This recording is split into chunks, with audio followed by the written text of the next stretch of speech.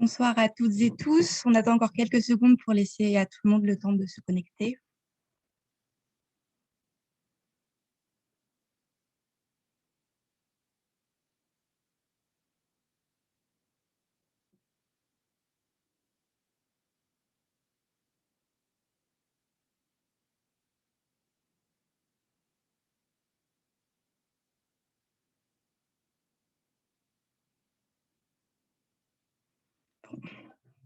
Bonsoir ou bonjour à toutes et tous. Merci de nous rejoindre pour cette discussion intitulée Lecture artiste et pratiques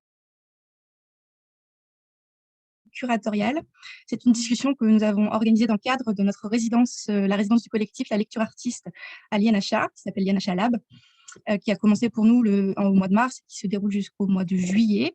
Notre collectif s'appelle La Lecture artiste parce qu'elle qu'elle rassemble des chercheurs, des chercheuses, des artistes et des acteurs et actrices du monde de l'art autour de la question de la lecture artiste qui se définit comme les usages et pratiques de la lecture par les artistes.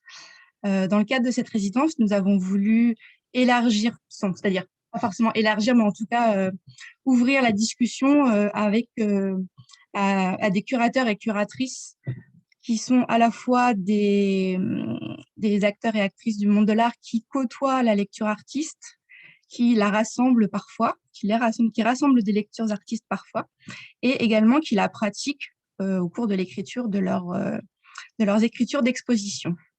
Donc voilà pour cette rapide introduction. Je vais passer la parole à Benoît qui a préparé et qui va animer cette discussion.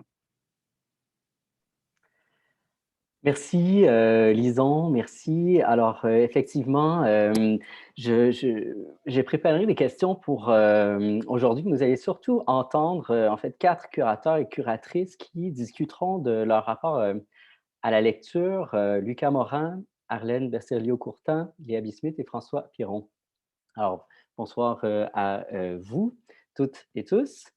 Je vais les présenter dans un instant, mais d'abord, je voudrais quand même donner quelques pistes ou présenter un peu rapidement l'idée qui était derrière cette table ronde, comment elle se situe un peu dans la démarche de recherche que nous partageons au collectif et mes propres recherches. Alors, comme tu le disais, effectivement, Lison, on s'intéresse dans ce groupe de chercheurs à la question de la lecture, la manière dont les artistes les mettent en forme, ou enfin les usages artistes de la lecture. Et donc, pour cette table ronde-là, on se permet de déplacer un peu la question de recherche principale pour l'appliquer au travail curatorial. C'est un peu l'élément directeur de cette idée. Comment pourrait-on dire que le processus curatorial et le médium de l'exposition sont eux aussi, à certains égards, peut-être des mises en forme de la lecture? Comment l'exposition nous aide à réinvestir ou reconsidérer ces questions-là de lecture? Comment il problématise peut-être autrement le quasi-geste de la lecture? Est-ce qu'on peut parler d'une lecture curating, par exemple, dans le cadre, un peu comme on le fait avec la question des usages artistes, dans le cadre de ces résidences de recherche? Alors, en préparant la table ronde, j'ai relu certains textes qui tendent à définir les pratiques curatoriales aujourd'hui et je trouvais intéressant que finalement, notre, comme réflexe principal pour définir ces pratiques-là, souvent, de fonctionner par rapprochement ou par analogie.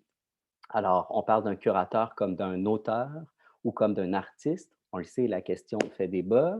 Sinon, le curateur comme une figure dans l'art contemporain pour parler de son émergence et de son importance aujourd'hui. Parfois, il s'agit de parler d'un curateur qui serait un pédagogue. C'est lié évidemment à la question du tournant éducatif de l'art des 20 dernières années. Parfois, il s'agit plutôt d'en parler comme d'un penseur, voire d'un philosophe. Et là, je fais référence ici à la distinction qui est proposée par plusieurs entre ce qui serait le curating, qui relève donc de l'organisation de l'exposition, et le curatorial, qui inclurait, si on veut, tous les mouvements de pensée qui sont mobilisés et convoqués autour de la pratique curatoriale, et même plus récemment avec les questions de la recherche en art et de la recherche-création, du curateur comme un chercheur. Alors, c'est intéressant de poser la question, est-ce qu'on peut parler aussi d'un curateur comme d'un lecteur? Et alors, qu'est-ce que ça ajoute ou est-ce que ça nous mène? Évidemment, il ne s'agit pas, vous l'aurez compris, de proposer cette piste-là comme la piste qui va solutionner tous les problèmes et vraiment synthétiser tous les enjeux qui sont convoqués par ces auteurs-là, mais de voir où est-ce que ça nous mène et qu'est-ce que ça peut dire de plus sur la pratique curatoriale aujourd'hui. Je pense que ça permet de préciser ce qu'est le curating dans le sens de la préparation d'exposition. Ça permet également de préciser ce qu'est l'exposition elle-même, son fonctionnement, et aussi même de penser à ce que l'exposition produit comme expérience, comme visite.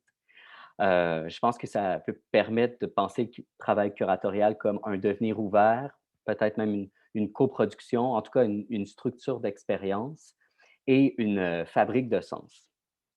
Alors voilà, comme vous voyez, ce sont des préapplications très théoriques qui m'animent, mais en même temps, l'intérêt de cette table ronde-là, c'était justement de croiser théorie et pratique et donc de faire intervenir des curateurs pour parler de leurs projets, euh, sachant donc que la pratique curatoriale, c'est aussi une pratique donc très concrète qui est liée à des impératifs, des contraintes qui viennent des institutions, par exemple. Alors, je pense que ça va être intéressant de faire ce point de rencontre-là avec la table ronde de ce soir. Voilà, donc avant de procéder à la présentation des participants, je voulais quand même dire que bien qu'il s'agisse d'une table ronde, en fait, il s'est pensé plutôt dans le cadre d'une résidence de recherche. Alors, c'est plutôt peut-être une table de travail, en tout cas un atelier ou un laboratoire. C'est-à-dire que même si c'est tentant, vu que nous sommes hébergés par l'INHA, de présenter des résultats de recherche, de vouloir présenter quelque chose de bien achevé, mais comme nous sommes dans un contexte de résidence de recherche, je pense qu'il faut se permettre quand même d'aller davantage du côté de l'hésitation, de la contradiction, de l'hypothèse, bref, de penser cette table ronde comme un espace libre de recherche. Je voudrais donc remercier l'INHA de nous héberger. Merci à Lison qui s'occupera d'animer avec moi la table ronde et merci aussi pour son implication générale dans le collectif La Lecture Artiste. Lison est la véritable locomotive scientifique et intellectuelle derrière le projet. Donc, je ne pourrais insister trop sur l'importance de son travail qui, encore une fois, permet de rassembler des gens comme ce sera le cas ce soir. Alors, je présente, si vous le voulez bien, les participants.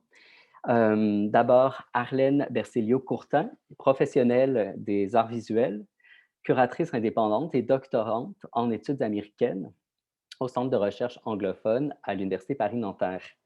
En 2018, elle fonde Furiosa, qui est un bureau d'expérimentation lié à la recherche en art tout comme à l'analyse des différents concepts d'exposition initiés depuis les années 60, dont la vocation principale est l'organisation d'expositions et de programmes pédagogiques afin de développer une approche analytique des différentes modalités des pratiques curatoriales en principauté à l'international.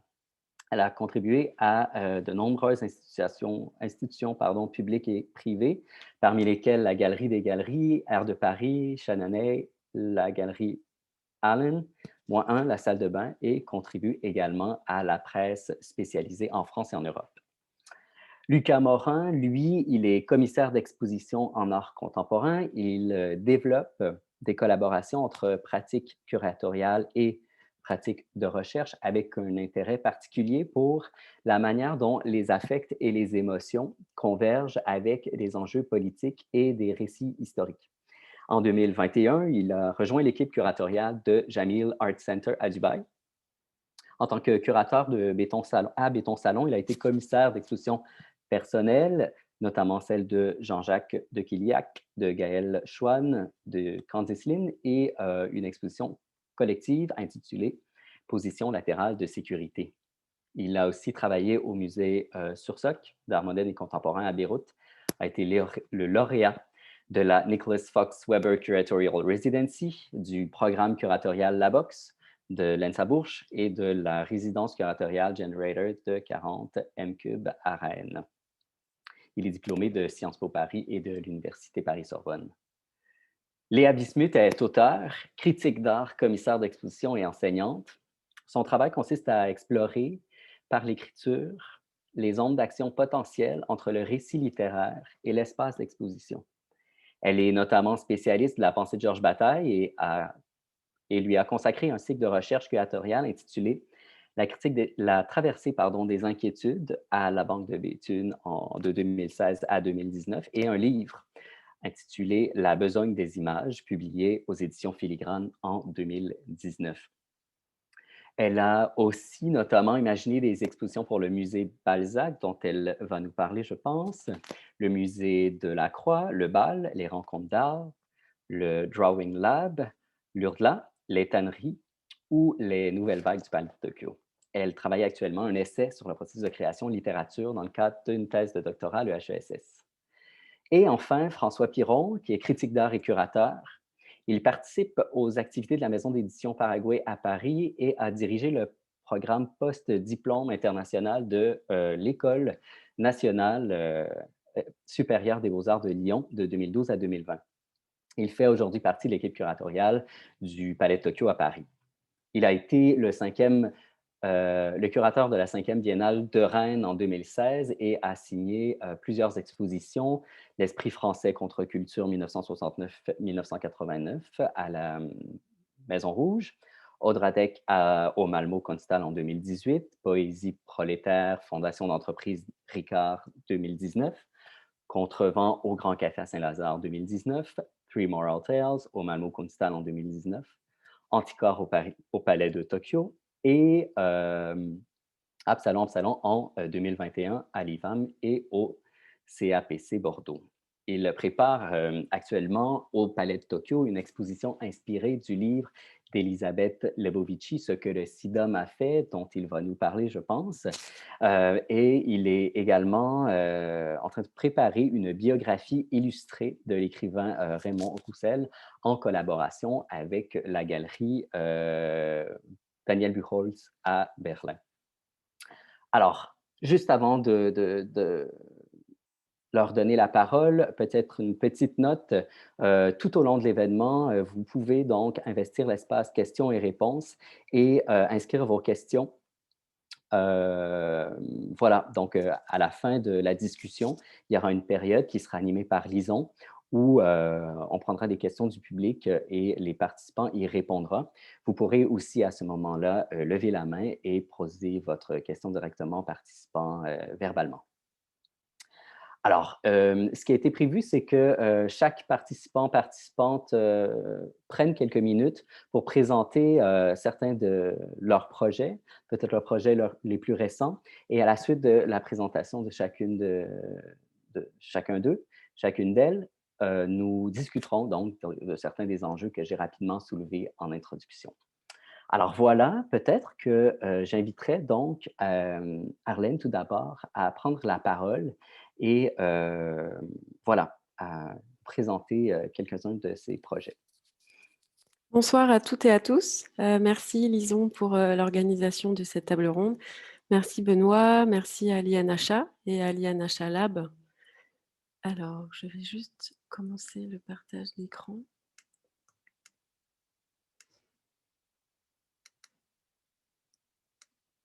Voilà. Donc, je vais vous faire une présentation d'une sélection de projets, bien évidemment, avec notamment 3 projets d'exposition et ensuite une brève introduction à mon sujet de thèse de mon doctorat donc en études américaines au Centre de recherche d'études anglophones à Paris-Nanterre. Donc, la première exposition que je vais vous présenter, elle date de 2018. Elle était organisée, donc curatée par Furiosa, le curateur Runspace que j'ai initié en 2018 à Monte-Carlo, mais qui est actif aussi en région sud et à l'international. Donc, c'est un groupe show qui réunissait Camille Blattritz, Jason Dodge, Karl Larsson, Mélanie Matranga et Émilie Pitoiset.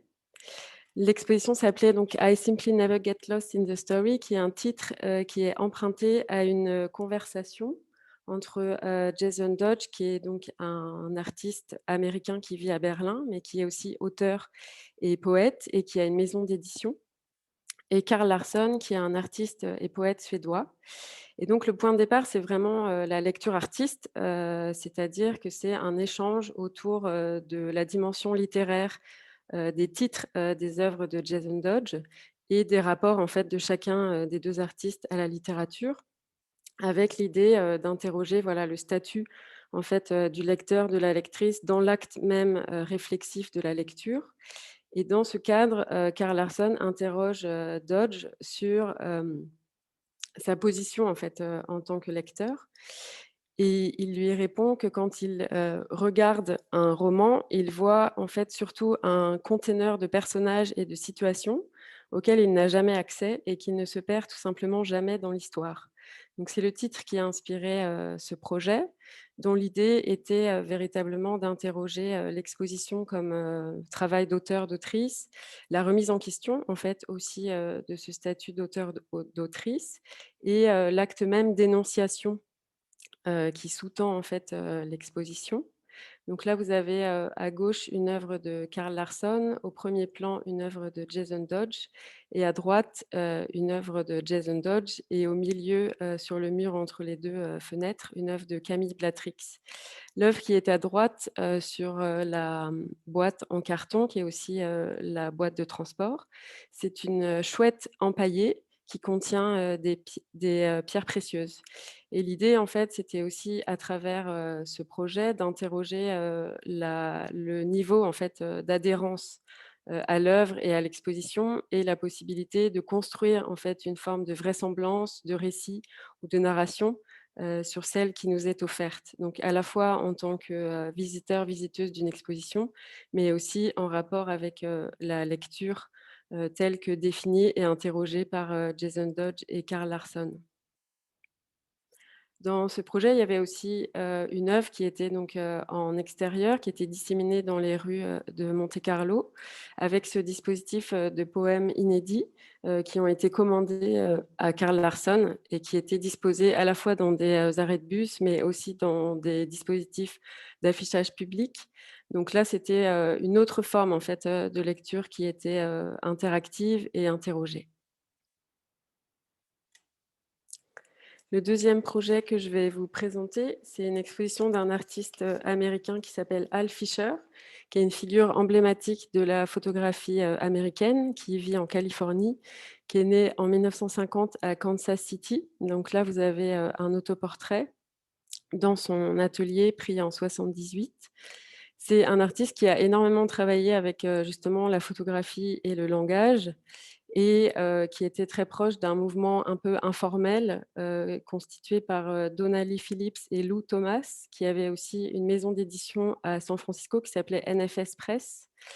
Et là, en fait, c'est un autre dispositif de lecture qui est, convoqué, interrogé, puisque, c'était l'idée en fait d'avoir, une série, spécifique qui s'intitule donc, 18 near Castro Street, qui est une série qui était absolument inédite, en France, puisque la dernière présentation du travail, d'Al Fisher en France, c'était une exposition collective, consacrée à la scène californienne au Centre Pompidou en 1984. Et là, vous avez donc, là, c'est la moitié en fait de la série. Elle est constituée de 24 images, et c'est un dispositif en fait, qui s'inscrit vraiment dans une performance dans la durée. C'est comme ça qu'elle est décrite par, Al Fisher. Et vous avez en fait un arrêt de bus, lui aussi, qui est en fait, un banc, et qui marque, l'entrée, du quartier gay de San Francisco, le quartier donc, de Castro, et qui est photographié par, Al Fisher toutes les heures pendant 24 heures. Donc à la fois, en fait, là, vous avez le lexique de l'attraction, un effort, en fait, une interrogation, en fait, aussi par rapport au statut entre le texte et l'image, et aussi ce qui m'intéressait, beaucoup par rapport à cette série et pourquoi la convoquer, ce soir, c'est parce que, Al Fisher, dit que cette série, en fait, est la première et la seule qui applique, finalement la photographie conceptuelle, et enfin qui relie en tout cas le structuralisme de Claude Lévi-Strauss et la photographie, conceptuelle. Donc là, vous pouvez voir parmi ces lectures, donc bien évidemment, c'est une, sélection. Mais en tout cas, c'est les ouvrages qui ont été abordés pendant la préparation de l'exposition. Donc, avec l'ouvrage traduit en 74 de Claude Lévi-Strauss, Against Interpretation de 66 de Sontag et un ouvrage sur lequel je vais revenir par la suite, qui est pour un nouveau roman, qui a été donc publié en 64 et qui recueille des articles entre 53 et 63 en France et publié aux États-Unis en 1965 avec un nouveau titre, For a New Novel, Essays on Fiction. Alors le troisième projet que je voulais vous présenter, là, du coup, interroge la lecture à travers un autre biais, en fait, une autre entrée, une autre perception peut-être plus oblique. C'est un projet très récent, également curaté par Furiosa, qui s'intitule Fade Out et dont le titre est empreint d'un des chapitres de Fragments d'un discours amoureux de Roland Barthes, publié en 1977. Donc, c'est une exposition solo qui a été consacrée à Anne Lippard. Anne Lippard, c'est une artiste norvégienne qui était en résidence à la Cité des Arts l'an passé et qui est née en 1985. Donc, c'est un projet qui a vraiment été organisé et produit spécifiquement pour l'espace de Furiosa et qui est consacré là plutôt à la transtextualité ou en tout cas à l'idée d'interagir, d'intervenir et de convoquer en fait un texte dans un autre. Le concept de transtextualité, là, je l'emprunte à Gérard Genette, mais ça fait suite en fait aussi à l'intertextualité reprise également par Roland Barthes. Donc là, on a vraiment le spectateur, si on pourrait dire, le public en tout cas, qui est invité comme auditeur, auditrice, et l'exposition qui devient finalement une voix, donc avec l'idée d'avoir peut-être une énonciation dissimulée ou en tout cas une dimension peut-être plus objective. Donc là, on a travaillé avec Anne Lippard sur Fade Out sous forme de texte également. Donc là, vous avez véritablement aussi toute l'intertextualité qui prend sens et qui est visible. Je vous invite à lire le texte en intégralité qui est sur le site de furiosa.com et qui est voilà, disponible à travers un hyperlien. Donc là, ce qui est convoqué, c'est 3 figures différentes. Donc il y a Roland Barthes qui est réanimé, qui ajoute du coup un j'adore à un émoticône avec des cœurs. Il y a Ingrid Bergman, donc l'actrice qui joue dans un téléfilm américain La voix humaine de Jean Cocteau, qui est un monologue d'1h20, absolument sublime. Et Bruce Sterling, donc un auteur de science-fiction américain qui a parmi les premiers, si ce n'est le premier, parlé de cyberespace. Ici, l'exposition en fait est aussi une forme d'écho. C'est l'écho de la voix en fait de Roland Barthes et c'était aussi cette pièce sonore qui était présentée, qui reprend en fait nombreuses conversations qu'on a pu avoir récemment sur des plateformes type Skype, Zoom, etc. Et à la fin desquelles il y a un questionnaire de satisfaction qui est envoyé et qui demande voilà, la nature de l'appel, s'il y avait de l'écho, la qualité en fait de la conversation. Donc ce sont des choses qui ont vraiment inspiré Anne Lippard et avec lesquelles elle a composé, ainsi que le texte de Barthes. Donc là, vous avez voilà, elle m'a permis de présenter un peu les coulisses ou en tout cas voilà, le travail préparatoire à ce projet. Et parmi ces lectures, donc c'est évidemment aussi une sélection, il y a notamment Anne Carson, l'extrait en fait du dictionnaire discursif de Georges Bataille-Labouche et Not I de Samuel Beckett, avec l'idée en fait que cet ouvrage d'Anne Carson est aussi très important puisque il pointe en fait aussi le genre de la voix et par exemple la prépondérance des voix féminines dans les messages vocaux dans les transports en commun ou les choses comme ça, et aussi une déconstruction de l'attribution en fait de la voix et du sexe dans la psychanalyse freudienne. Le quatrième projet dont je vais vous parler, c'est un projet qui est donc au long cours. C'est mon doctorat en études américaines, donc qui fait suite à un séjour de recherche aux États-Unis, à la fois à New York et à Los Angeles, dans les archives d'Yvonne Rainer qui sont au Getty. et donc qui s'intitule Reinventing the New, analyse de l'influence du nouveau roman français au sein de l'œuvre chorégraphique et cinématographique d'Yvonne Rainer. Donc, l'idée, en fait, ici, c'est que la lecture artiste, en fait, est vraiment au cœur de ce projet de recherche.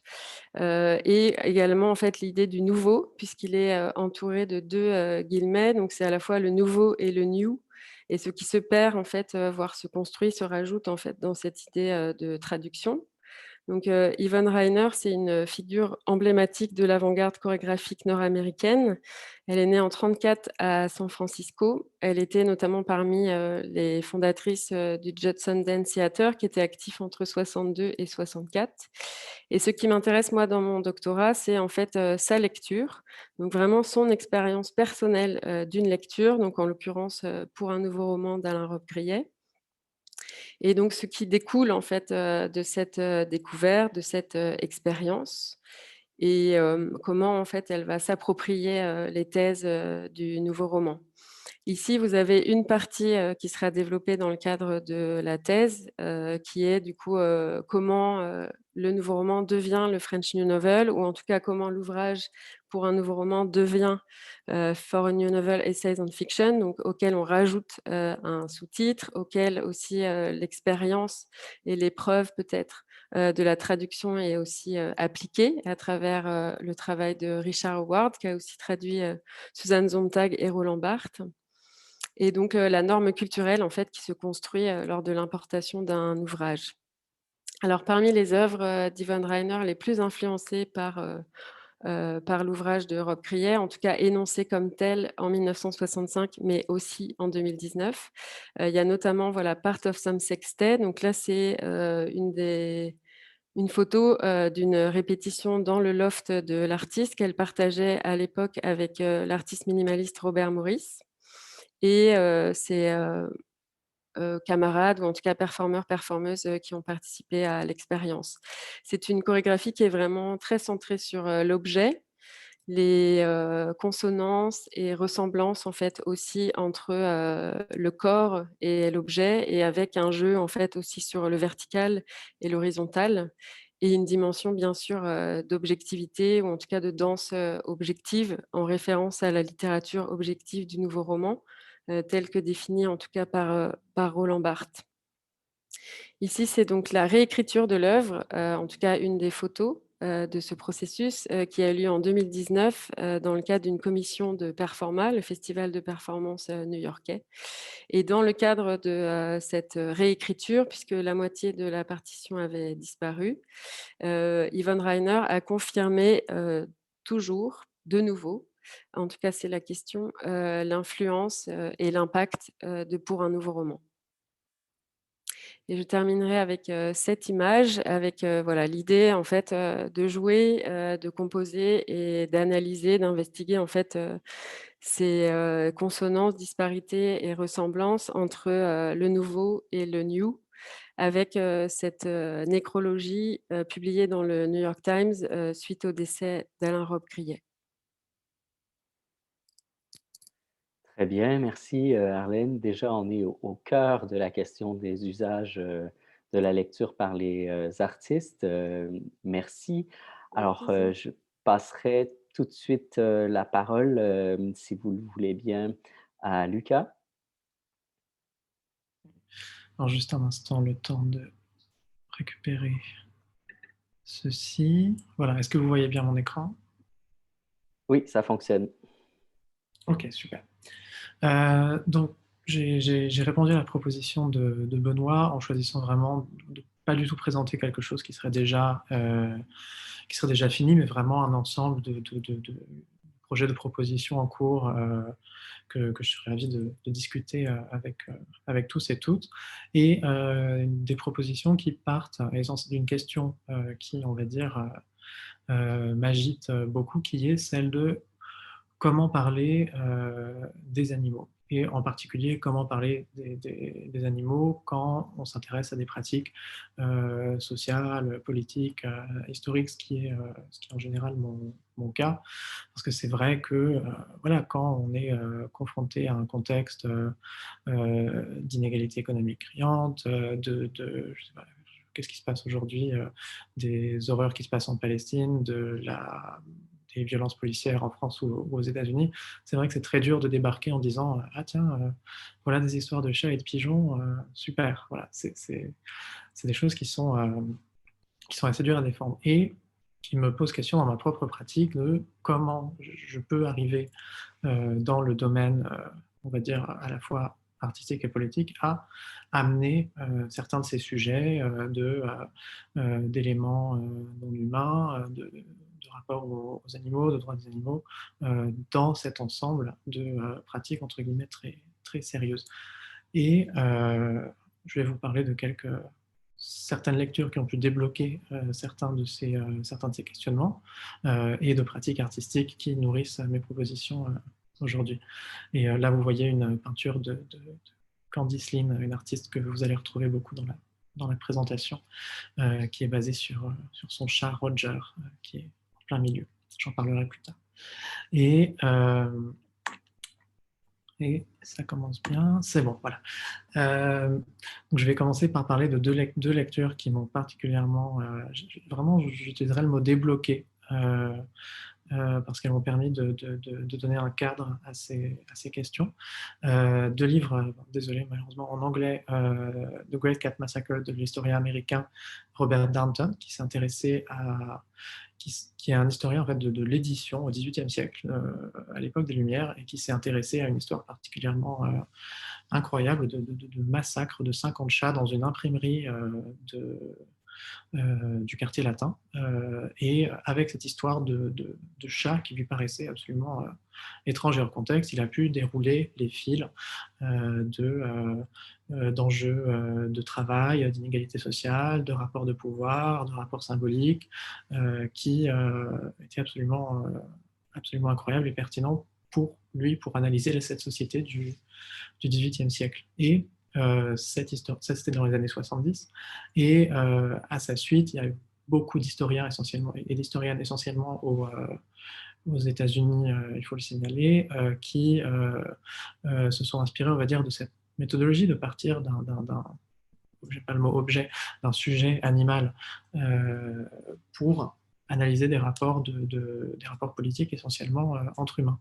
Et un livre que j'aimerais beaucoup vous recommander aussi, qui m'a beaucoup servi, c'est The Great Hanoi Rat Hunt. On peut voir le lien direct entre les deux titres, qui parle de l'empire colonial français, extrêmement important dans une zone qu'on étudie finalement assez peu, qui est l'ex-Indochine française, et particulièrement, ça c'est une étude absolument incroyable sur on va dire, le management colonial de la nature, des maladies et des populations en même temps, qui est quelque chose qui évidemment parle beaucoup à notre moment contemporain. Et quand je disais que ces lectures m'ont débloqué, c'est vraiment que je me suis dit déjà, ah ok, première étape, on peut considérer les animaux non pas forcément dans une posture un peu idéaliste de nature séparée de l'homme, mais vraiment en tant qu'agent, bon, agent c'est compliqué, j'en reviendrai plus tard, en tant qu'élément intégré à des rapports de pouvoir, des rapports économiques et des rapports de domination. Et je vais parler d'un premier projet que j'ai réalisé avec toutes ces données en tête, qui était, on va dire, c'était une pré-proposition d'exposition, une sorte de brouillon que j'ai fait sous la forme d'un programme cinéma vidéo d'artiste, qui s'est déroulé malheureusement voilà, en format un peu à distance, Covid oblige, que j'ai réalisé à Bangkok, à distance, en décembre, et qui m'a permis de tester certaines de ces idées, certaines de ces associations, où j'ai notamment pu... bon, c'est quelque chose sur lequel on reviendra sûrement dans la discussion, mais j'ai essayé d'éviter de trouver des œuvres, on va dire, qui illustreraient ces livres. C'était pas du tout l'enjeu. Mais on va dire que ces livres m'ont aidé à penser comment amener ces enjeux-là. Et j'étais intéressé particulièrement par plusieurs œuvres, dont deux que je vais vous présenter aujourd'hui.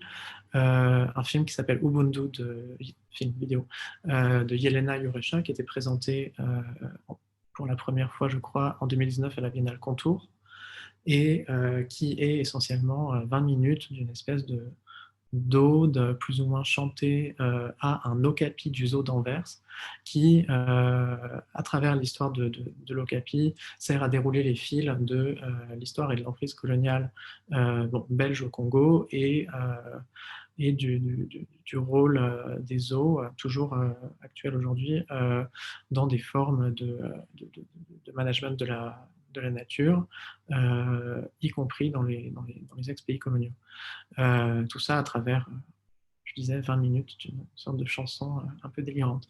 Et une vidéo particulièrement brillante de la vidéaste allemande et iranienne Yalda Hafsa, qui s'appelle Vidourle, du nom d'une rivière dans le sud de la France, qui est une douzaine de minutes où on voit, vous pouvez voir ces personnages, il y en a d'autres qui sont dans une rivière, et on les voit avancer et refluer comme s'ils étaient en train de fuir ou de s'approcher d'un objet qu'on ne comprend pas au début. Et en fait, il s'agit d'une feria, c'est ça, je crois, où un taureau est libéré donc, dans les rues de la ville, et tous ces gens, pour le fuir, se jettent dans la rivière. Et la vidéo fait l'exploit de ne jamais montrer le taureau, et on voit que les réactions des humains. Et donc, je trouvais ça particulièrement pertinent pour faire un commentaire sur ces relations humain-animal, mais qui finalement passe par une forme d'absence et de peur. Et j'en viens à une autre inspiration théorique particulièrement incroyable, qui, encore une fois, un ouvrage pas traduit en français. S'il y a des éditeurs dans la pièce, voilà. Petit coucou.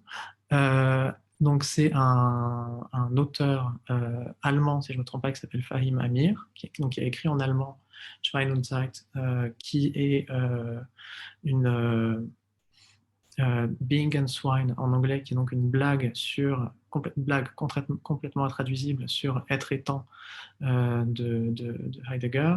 En français, on pourrait dire, je ne sais pas, être et truie. Enfin, j'ai vraiment du mal à trouver une traduction appropriée, et qui est particulièrement important pour moi parce qu'il a permis d'aller une sorte d'étape au-dessus, qui est de penser l'agentivité, le rôle d'agent de ces animaux. Et en fait, pendant tout ce livre-là, il déroule, par exemple, des exemples plus ou moins historiques, plus ou moins philosophiques, de moments où, en fait, soit les animaux ont pu exprimer parfois en masse des intérêts économiques et politiques.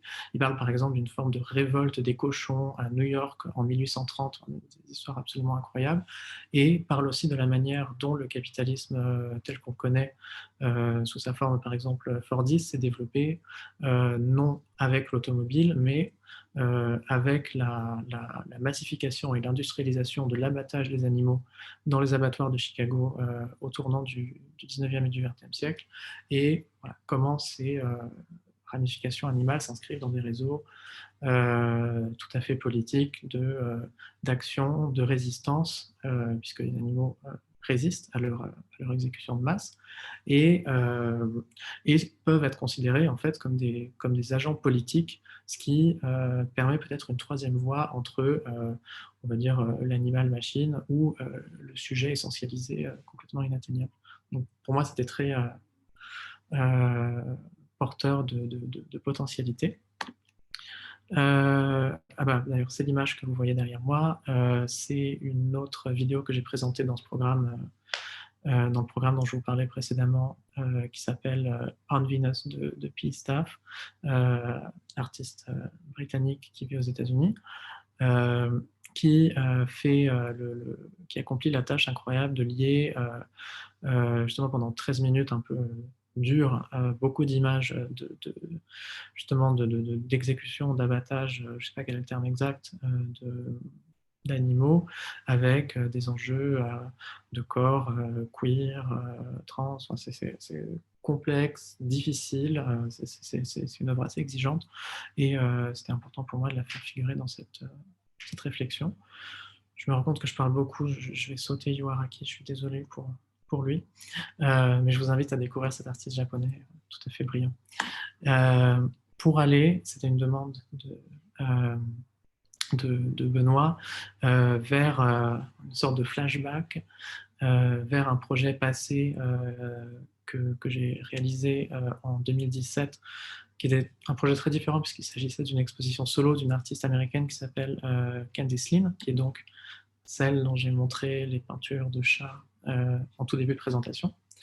Un projet qui était donc une expo solo dont j'étais un des 2 commissaires avec la chercheuse Lotte Arndt, que certaines d'entre vous connaissent sûrement, et où en fait je voulais en parler avec Benoît parce que c'est un rapport un peu inverse à la lecture. C'est-à-dire que dans les propositions précédentes, ce sont les lectures du commissaire qui ont nourri mes propositions. Et là, ce sont plutôt les lectures de l'artiste qui nous a fait lire beaucoup, qui ont nourri ces propositions. Et c'est presque nous qui devions la rattraper sur un espèce de savoir théorique absolument conséquent, qui fait partie d'une pratique de recherche tout à fait affirmée. Je pourrais vous parler de cette exposition pendant des heures, donc je vais ne pas le faire. Mais je pourrais tout à fait en revenir sur elle. Et tout ça pour dire que cette exposition avec Candice Lynn est aussi une qui m'a beaucoup nourri sur cette question de rapport aux animaux, puisque c'est en particulier une art. Donc c'est pas un projet dont j'étais commissaire, c'est son projet le plus récent. C'est une artiste qui justement arrive à lier des histoires animales, des portraits parfois de chats un peu quirky, avec des histoires tout à fait complexes de migration, d'épidémie, de travail,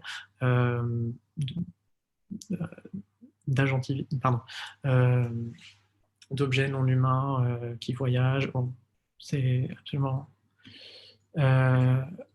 extraordinaire. Et je vais conclure sur une petite citation que j'ai beaucoup appréciée d'une review des expositions de Candice Lynn, qui disait « Lynn décrit son chat non comme un acolyte, ni comme un protagoniste érotisé, comme chez Balthus, ni comme un motif décoratif pour papier peint d'intérieur, comme chez Vuillard, ni comme un symbole pour une femme prise au piège, comme dans Une chambre à soi. Au lieu de cela, le chat de Lynn est un chat, le protagonisme de son propre mélodrame contemporain. » Et voilà, je souhaite terminer sur cette touche-là. Merci. Benoît, de garder la main sur la montre. Merci.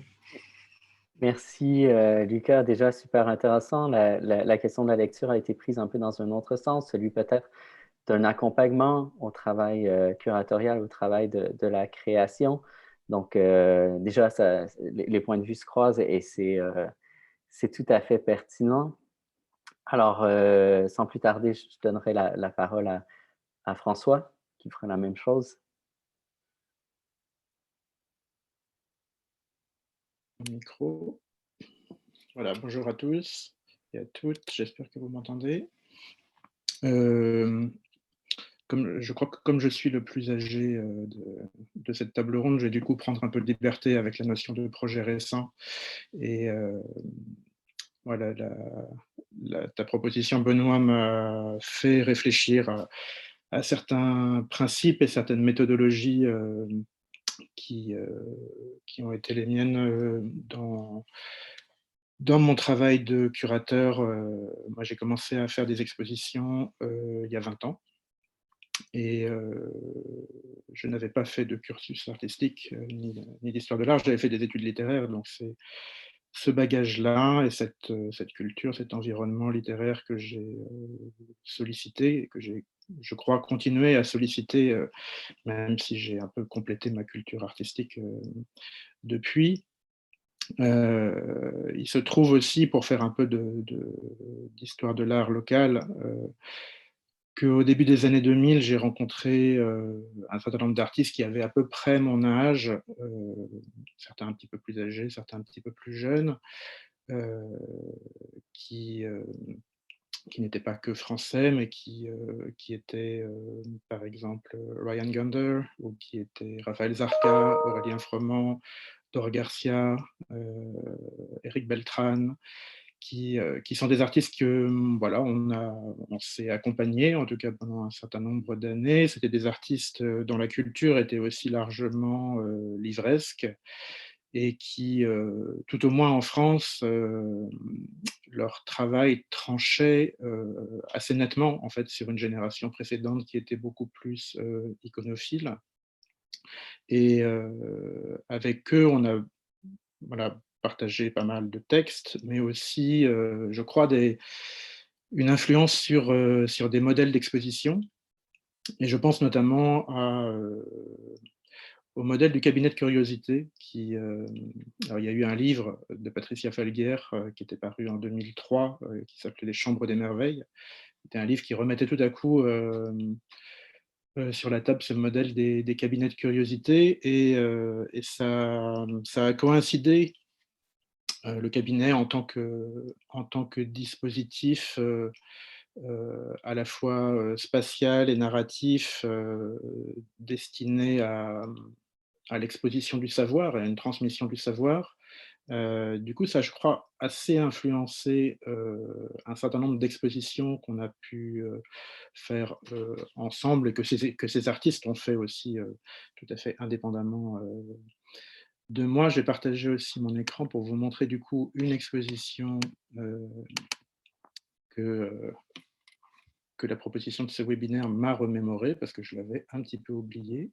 Une exposition de 2006 qui s'appelait donc Eiki, qui était au Centre d'art contemporain, Centre de création contemporaine de Tours, qui était une proposition très spécifique. Ils avaient sollicité à Tours un architecte qui avait fabriqué des sortes de petits habitacles de quelques mètres carrés, qui étaient un peu grotto, comme ça, un peu caverne, et invité un certain nombre d'artistes et de curateurs et curatrices à les investir. Je dois dire, je ne me souviens plus très bien des propositions des autres, mais donc j'avais fait cette proposition qui était d'emprunter à tous les artistes que je viens de citer et quelques autres des choses qui pouvaient être des œuvres ou des fragments d'œuvres ou des choses de l'atelier qui n'avaient pas vraiment de statut.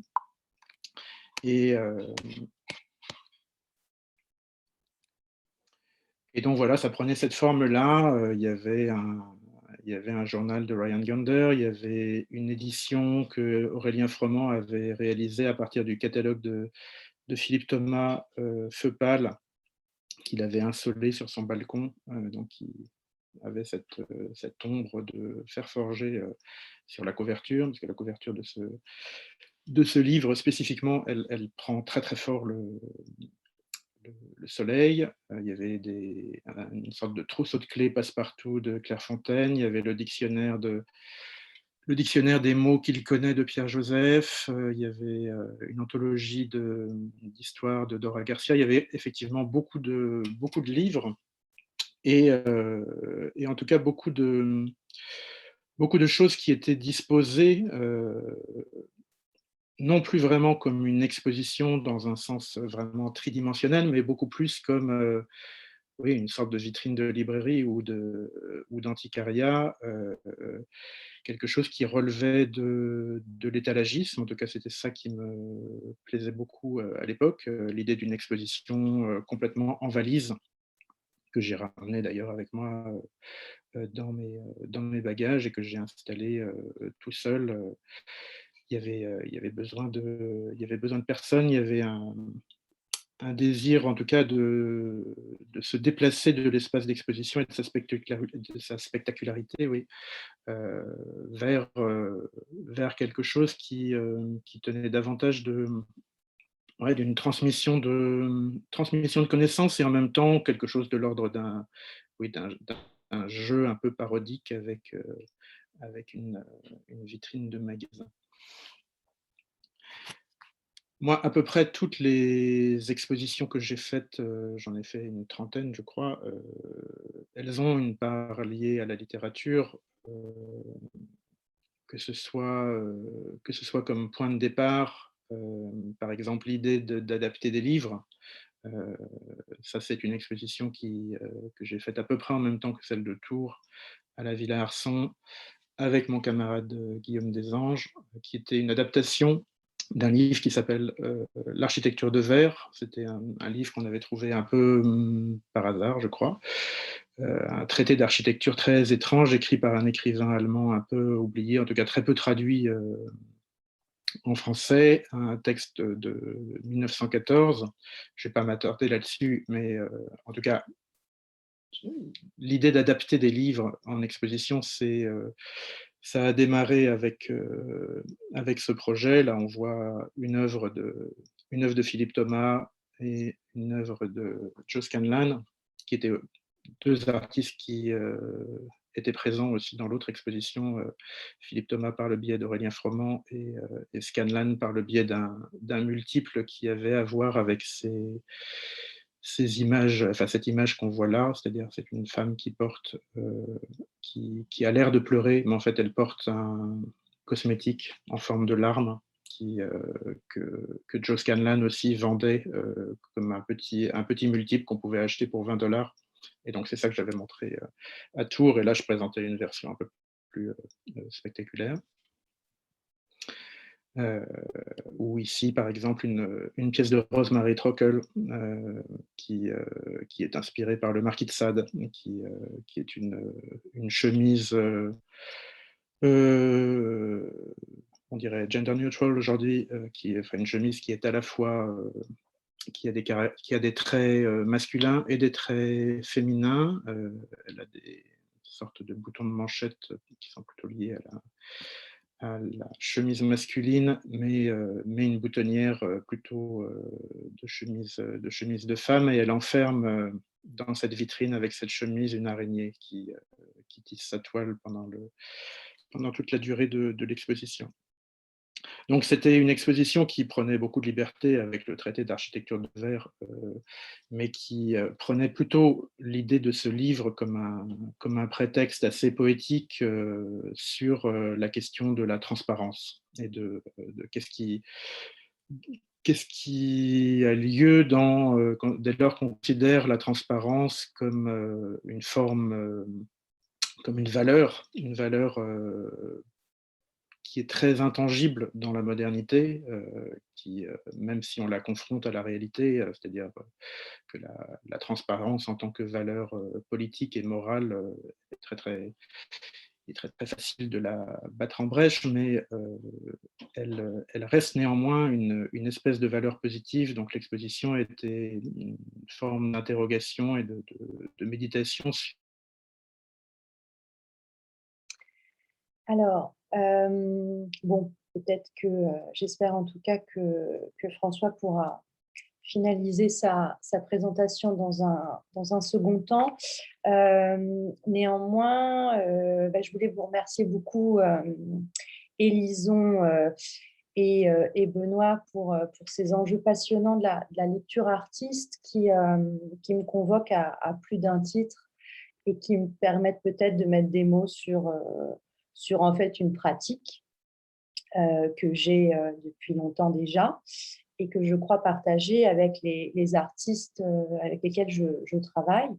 Donc, j'aurais pu en effet vous parler de plusieurs projets, peut-être même de tout, et notamment de la traversée des inquiétudes, qui est ce projet que Benoît a mentionné en introduction, qui était un travail de libre adaptation, pour reprendre les mots de François Piron, de l'œuvre de Georges Bataille, qui a aussi été évoquée tout à l'heure.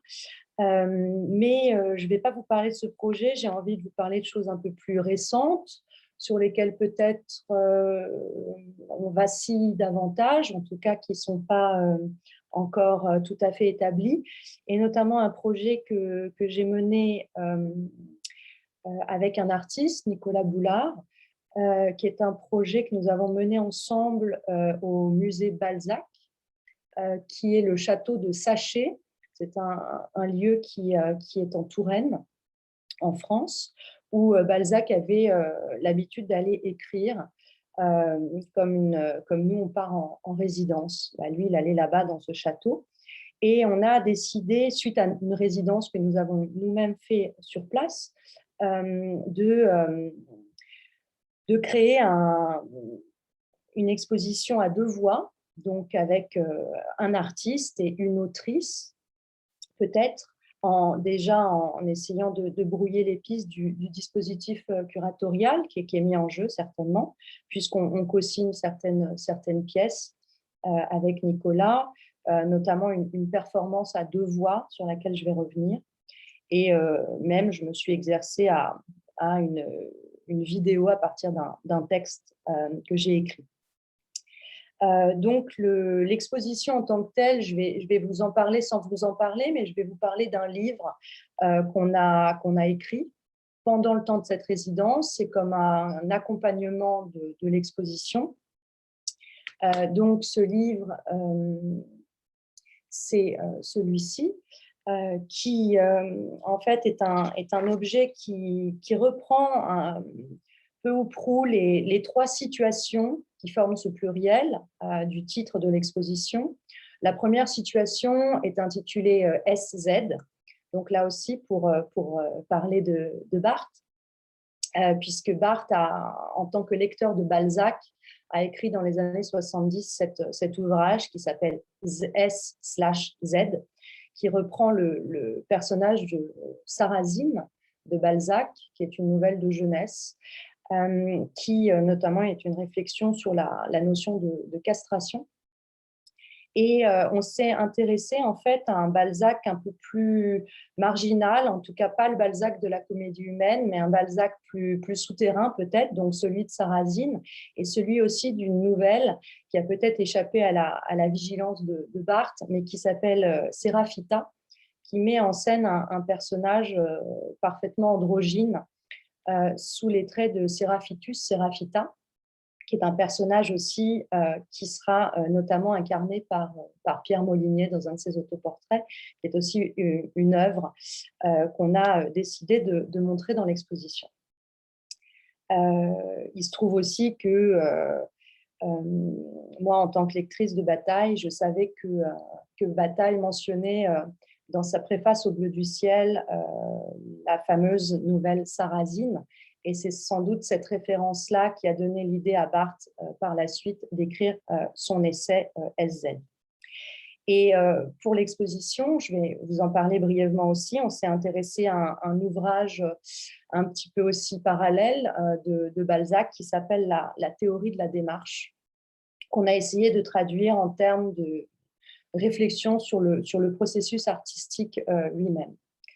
Mais je vais donc entrer dans le petit livre qu'on va essayer un tout petit peu de balayer du regard, hein, même si vous pourrez peut-être prendre le temps de le consulter par ailleurs. C'est un petit ouvrage qui fait à peu près, je vous le montre comme ça, c'est un petit livre, mais qui fait 140 pages et qui est donc écrit à 2 voix. Avec Nicolas et moi-même, mais on s'est réparti certains textes et à la fin, on a un texte en commun. Donc, d'une lecture artiste, on passe peut-être à une écriture artiste qui est en tout cas mise en expérience ici. Alors, le livre s'ouvre sur ces notes que j'ai pu écrire, qui sont ces notes pour un scénario d'exposition. C'est une formule que j'ai déjà employée auparavant et qui sonne toujours à mes oreilles comme quelque chose d'une initiation à la réflexion curatoriale qui se présente comme une série de petites notes relativement fragiles qui ouvrent l'ouvrage en ouvrant la possibilité immédiatement du récit fictionnel au cœur de l'exposition. C'est une sorte, si vous voulez, de méta-histoire qui se met en place. Méta-histoire où le personnage de B apparaît, B qui est peut-être Balzac, qui bricole son scénario et qui essaye de recoller les morceaux d'une histoire sans indice, d'une histoire aux indices, ou en tout cas d'une enquête pour un crime qui n'a pas été commis.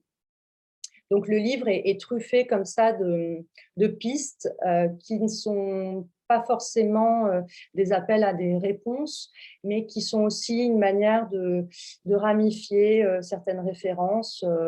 Il y a tout un système de notes et d'index à la fin de l'ouvrage que je vous présenterai aussi si j'en ai le temps. Bon, j'ai juste surligné quelques passages comme ça, mais on va continuer à balayer le petit livre. Donc, ces premières notes qui mettent en place en fait les données du scénario, qui sont plein de petites notes que j'avais écrites durant le temps de la résidence, sans savoir vraiment trop quoi en faire dans un premier temps, puis elles se sont comme souvent agencées autour donc de cette réflexion sur un scénario qui est peut-être aussi le scénario d'une exposition à imaginer. Là, vous avez une citation qui est une citation de la théorie de la démarche de Balzac, qui en dit long sur peut-être cette formule. Est-ce que l'artiste serait celui qui cherche l'inconnu d'une équation à racine imaginaire? Ensuite, dans le livre, nous avons un texte de Nicolas qui s'intitule « Ce qui se passe », qui est en fait un livre qu'il a écrit de manière performative, puisqu'il a passé une journée dans la chambre de Balzac, puisque dans ces musées patrimoniaux dans lesquels des fois nous sommes invités, il y a des reconstitutions. Et donc, il y a la chambre dans laquelle séjournait Balzac, et on peut la visiter. Et lors d'une journée où il n'y avait pas de visiteurs, Nicolas s'est installé donc seul au bureau de Balzac pour voir ce que ça faisait.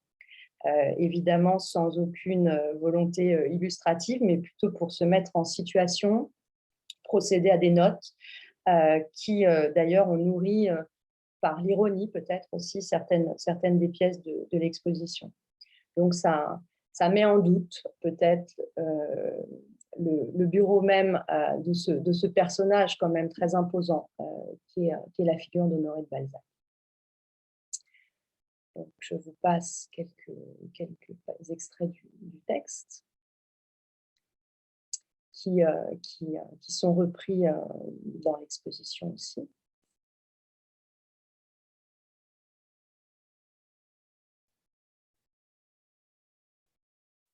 Et qui développe aussi les pensées qu'est-ce que ça veut dire des notes d'atelier pour un artiste, en l'occurrence pour Nicolas, je crois, enfin je parle à sa place ici, mais sur comment les idées finalement s'amorcent et comment des fois elles ne restent que des pistes, des fois elles sont mises en œuvre, mises en pratique.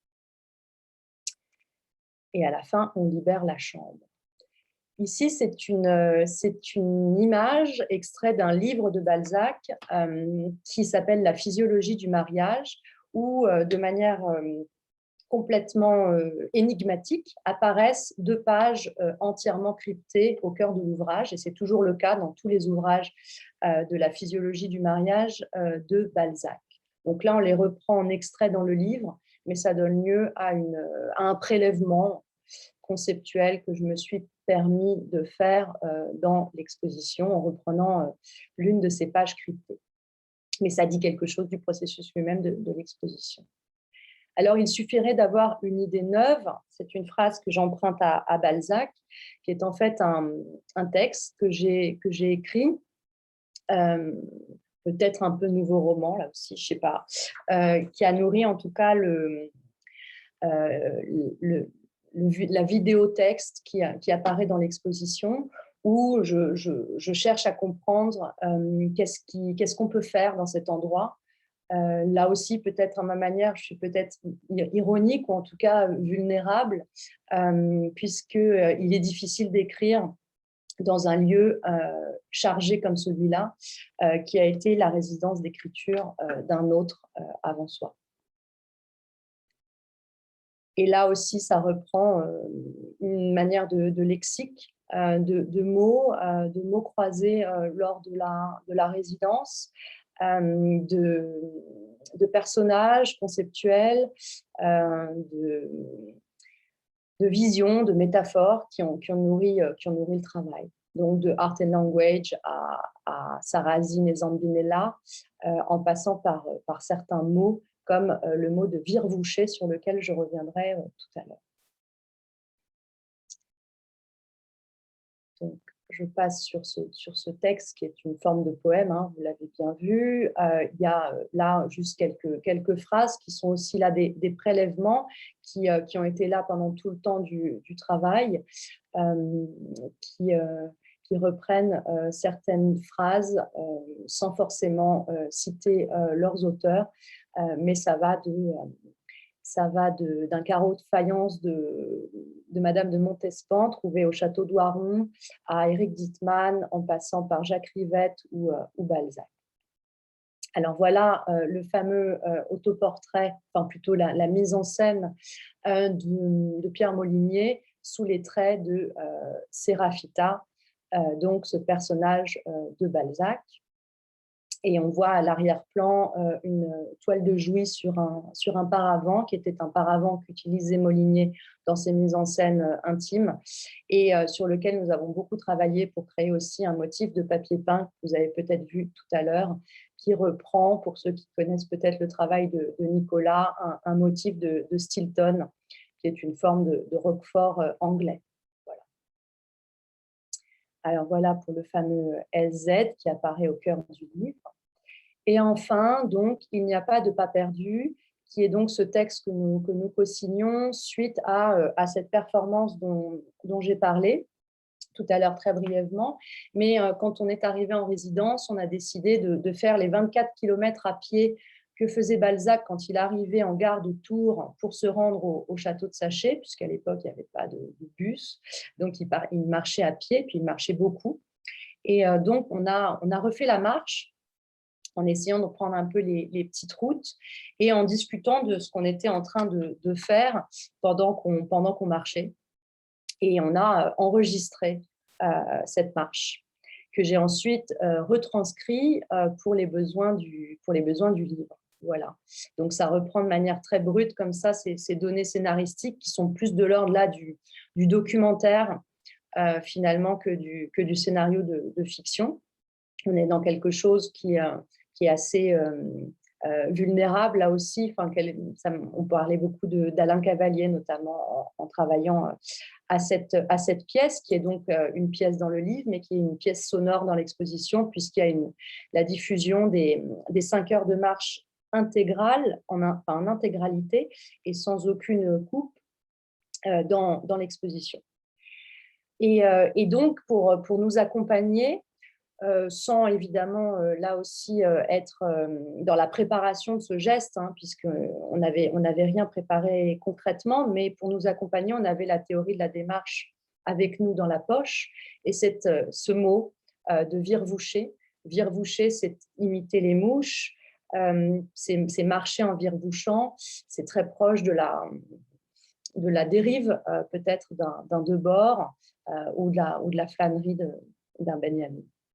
Mais on ne se prend pas du tout au sérieux dans ce dialogue. Pour une fois, j'ai abandonné les théories de la thèse pour me livrer à une simple transcription de la discussion qu'on avait pu avoir, qui est un dialogue tout simplement sur ce qu'on était en train de vivre. Mais un dialogue qui se nourrit en permanence forcément du contexte, et qui joue du vagabondage de ce moment-là, et aussi d'une forme de discussion extrêmement libre. Alors à la fois, on parlait d'animaux tout à l'heure, mais là on parle beaucoup des oiseaux. On parle aussi du dispositif d'exposition, évidemment. La question de la marche. Je pense souvent, moi, à l'exposition comme une chorégraphie invisible du spectateur. Et cette marche, elle se rejouait en fait comme une manière de redoubler le parcours même de l'exposition.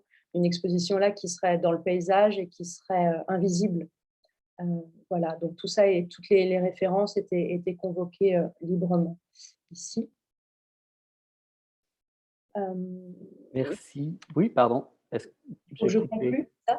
Oui, oui, oui. Ah, d'accord, ok. Je vais juste finir ça, parce qu'il y a encore pas mal de choses, mais je vais juste vous montrer une chose et après j'en termine là-dessus pour conclure, puisqu'on parlait d'un atelier ouvert, un atelier de réflexion. Je vais pas aller trop loin, mais c'est simplement pour vous montrer les dernières pages de l'ouvrage qui sont constituées donc des notes qui ont nourri le travail, puisqu'on mentionne des choses, mais sans forcément les expliciter au fur et à mesure, et également un index qui fait partie intégrante de ce petit ouvrage. Et je m'arrête là. Merci beaucoup. Merci, Léa. Déjà, il y a des recoupements entre suivre les pas d'un auteur assez littéralement ici et aussi donner forme à des conversations entre un curateur et un artiste à propos de lecture, comme c'est le cas du texte que tu viens de nous présenter. Je pense que Lucas, c'est un des intérêts aussi de la table ronde de ce soir, de présenter, de penser aussi au curateur comme producteur de lecture. Alors, on aura le temps d'y revenir peut-être. Alors, François est de nouveau avec nous, donc on pourrait poursuivre cette présentation que tu nous faisais, François. Toutes mes excuses, du coup, je reprends là où j'en étais, je vais aller un petit peu plus vite. Vous voyez mon écran? Oui. Oui, ok.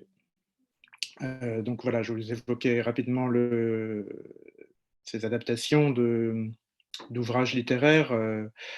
Et pourquoi je fais ça, c'est que ça donne une impulsion.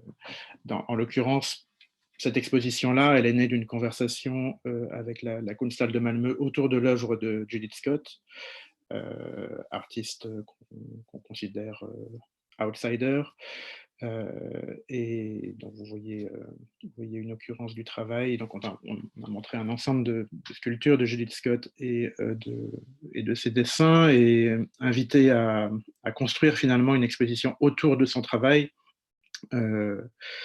C'est en brodant, pardon pour l'analogie, autour de cette nouvelle de Kafka qui s'appelle Odradek, qui s'appelle The Cares of a Family Man, les soucis d'un père de famille, dans laquelle apparaît donc une créature dont on ne sait pas pendant la durée de cette très très courte nouvelle qui fait à peu près une page, si elle est un objet ou si elle est animée, si c'est un être vivant.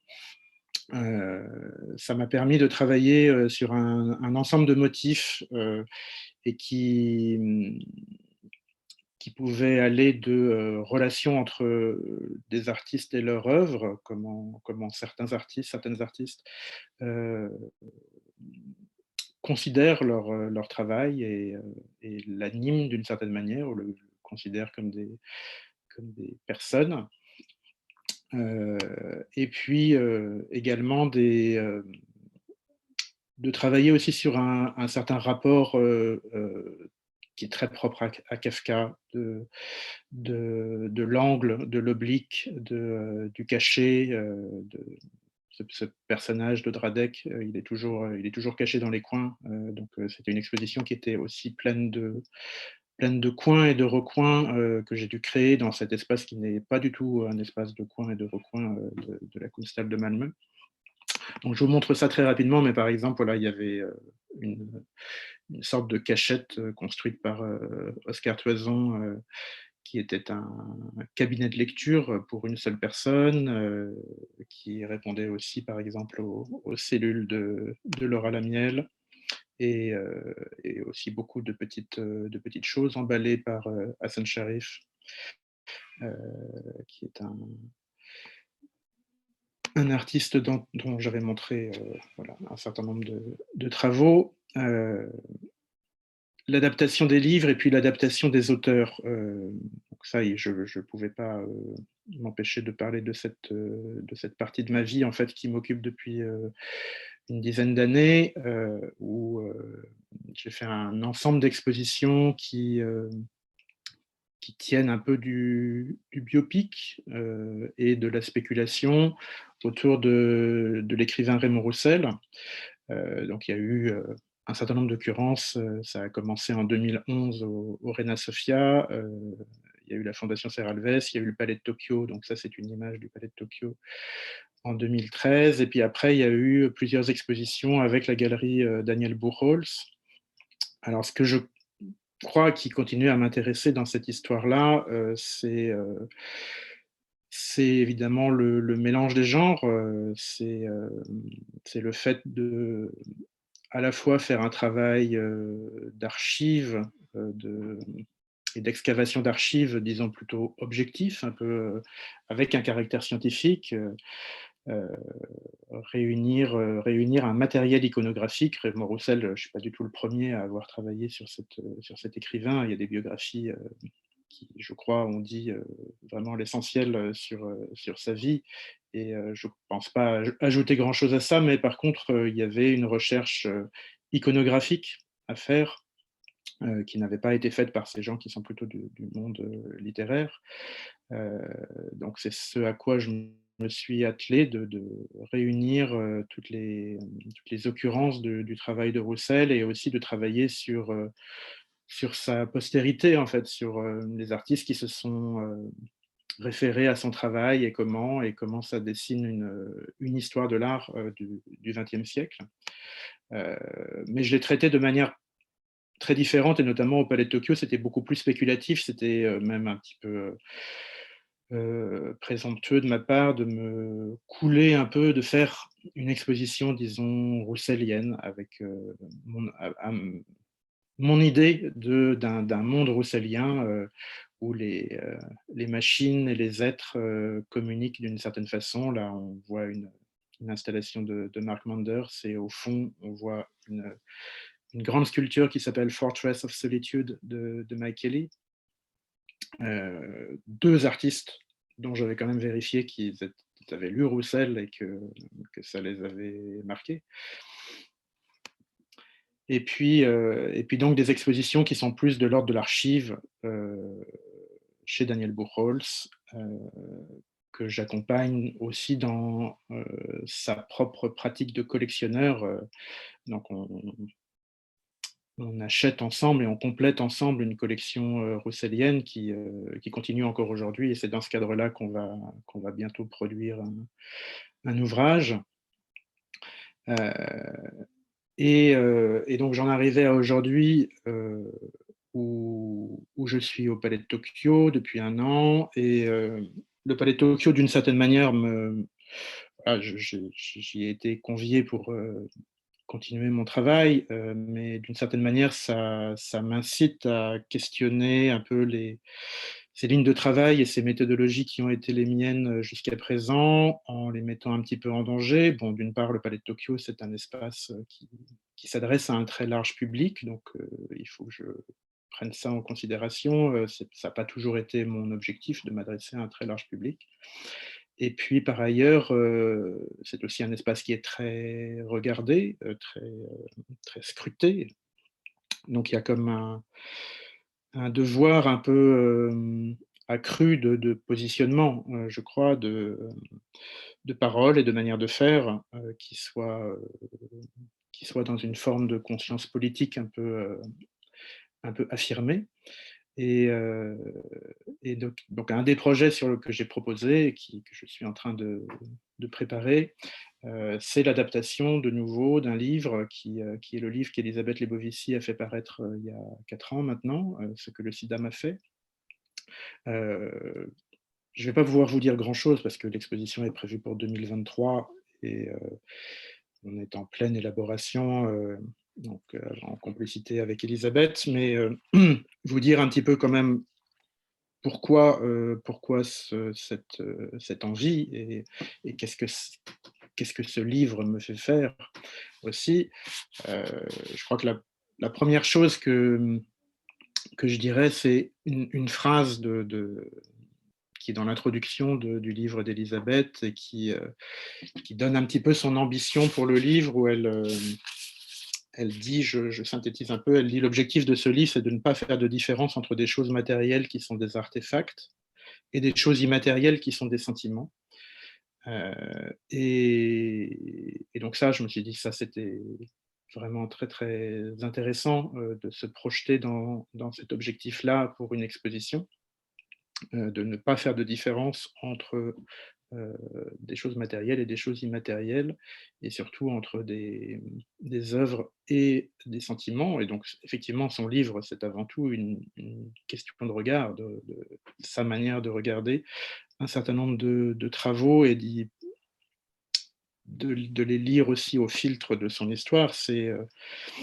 C'est un livre qui est plein de paradoxes, c'est un livre qui est à la fois très intime et qui en même temps est un livre qui donne à entendre une collectivité très large. C'est aussi un livre qui est, selon moi, vraiment l'antithèse du grand œuvre au sens vraiment patriarcal du terme.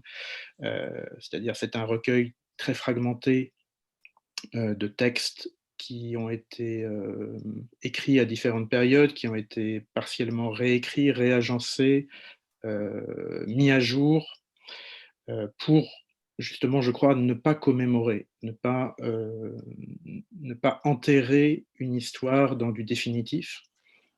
Et donc tout ça sont des éléments qui sont les raisons pour lesquelles j'ai envie de faire cette exposition et qui sont la méthode de travail que ça me donne. Justement, pardon d'interrompre, peut-être que comme il ne reste pas beaucoup de temps, on pourrait prendre la balle au bon, si tu le permets bien, et, justement à partir de ce mot méthode que tu viens de proposer. Est-ce que ça va si on bascule plutôt en mode Oui, tout à fait, conversation? je peux enlever cette page, voilà.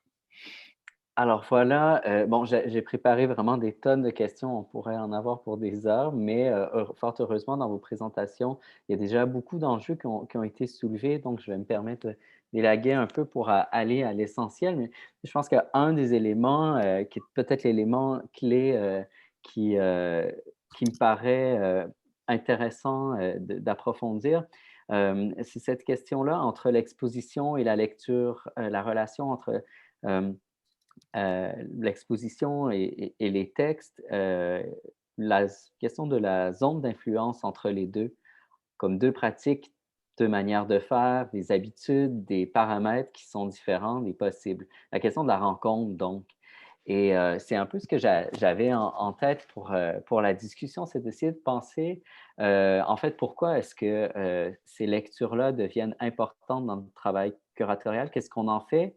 Comment est-ce que ça déplace les manières de faire l'exposition? Donc, François vient de parler d'une lecture ou d'un texte comme une méthode pour faire une exposition. Comment est-ce que ça permet de faire les choses un peu autrement?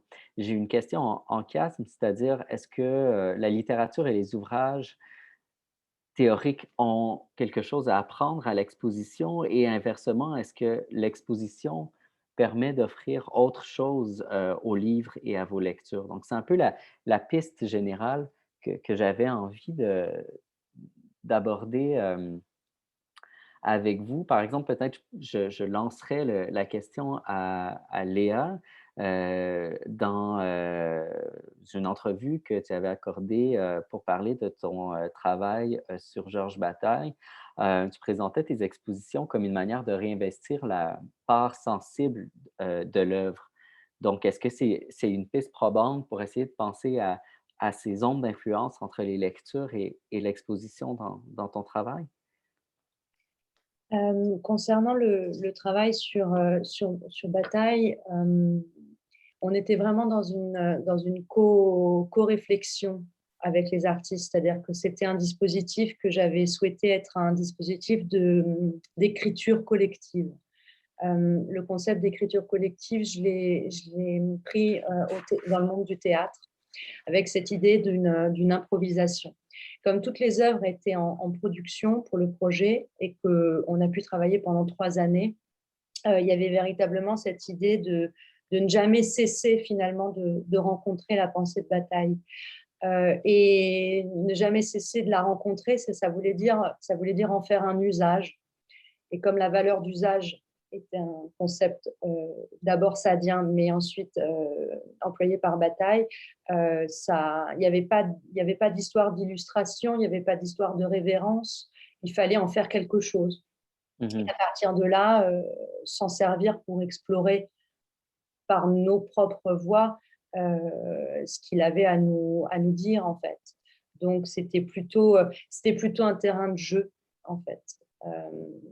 Et, et on pouvait s'en servir. Il faut que ça serve à quelque chose, les livres, dans une exposition. Et après, ça sert aux visiteurs. Mais, voilà. Et j'ai l'impression dans ton travail, François, que c'est un peu une manière de contourner la question du thème. Je reprends ce dont tu parlais par rapport au texte L'architecture de verre. Finalement, ce que je comprends, c'est que c'était une manière de traiter de la question de la transparence en modernité sans nécessairement faire une proposition qui serait trop rapidement réduite à une seule perspective, une seule voix, un seul thème assez précis qui pourrait peut-être réduire un peu la portée sémantique de l'exposition. Est-ce que c'est un peu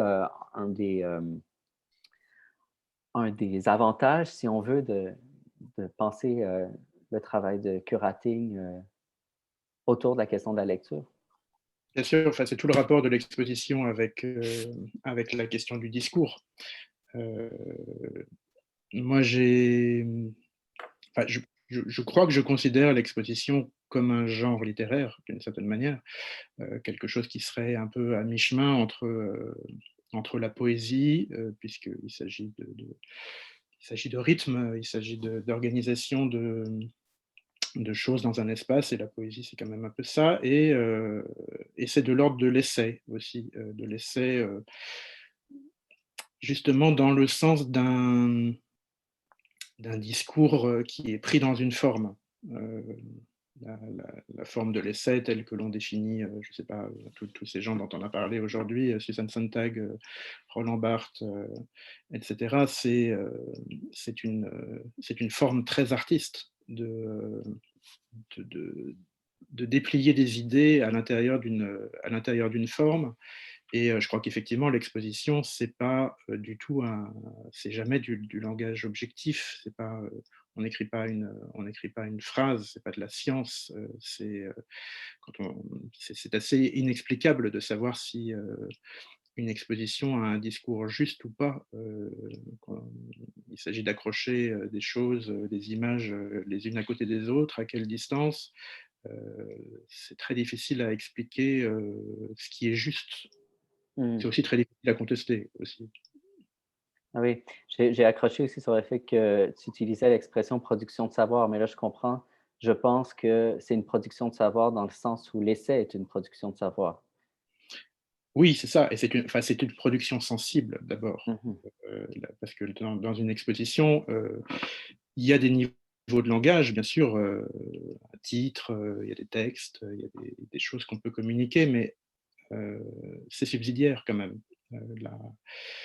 La chose qui prime, c'est l'expérience sensible, et tout ce qui est de l'ordre du discours, je pense, passe quand même au second plan. Mm. En tout cas, c'est ça qui m'a plu, moi, dans la forme exposition, venant de la littérature. Et alors, je relancerai peut-être la balle à Arlène pour qu'on parle de la question de la recherche au travers de ces questionnements-là dans ta présentation. Et c'était intéressant parce que la recherche prenait plein de sens différents. C'était la recherche des artistes, leur lecture à eux et à elles, aussi celle de l'exposition et enfin aussi tes propres recherches en tant que doctorante sur donc des artistes. Il y a un côté méta aussi. Oui. Et donc, voilà, est-ce qu'on peut penser finalement que penser l'exposition en termes de lecture, c'est dans ton cas tout simplement penser l'exposition et la pratique curatorielle comme de la recherche?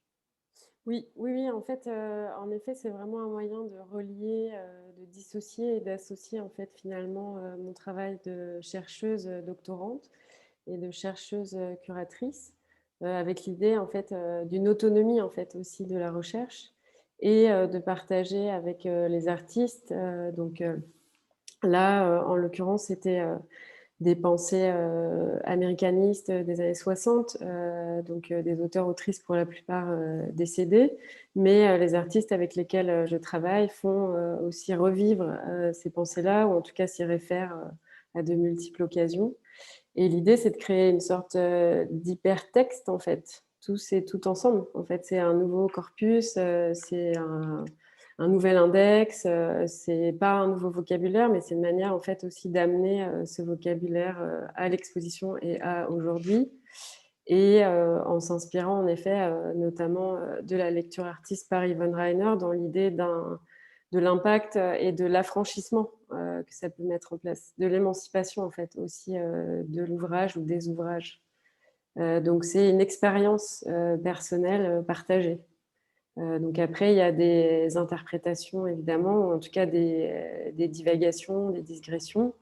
Et puis il y a aussi, pas l'émancipation du texte, mais comment le texte crée une émancipation chez le lecteur-lectrice. Donc pas le texte en tant que sujet, objet, mais plutôt véritablement en tant qu'expérience politique, expérience personnelle, voire des engagements politiques dans le féminisme, en l'occurrence pour Rainer, mais aussi pour Anne Lippard à travers sa lecture, par exemple, d'Anne Carson sur le genre et la voix. Voilà, après, c'est vraiment des échanges au long terme, d'ailleurs. Hmm.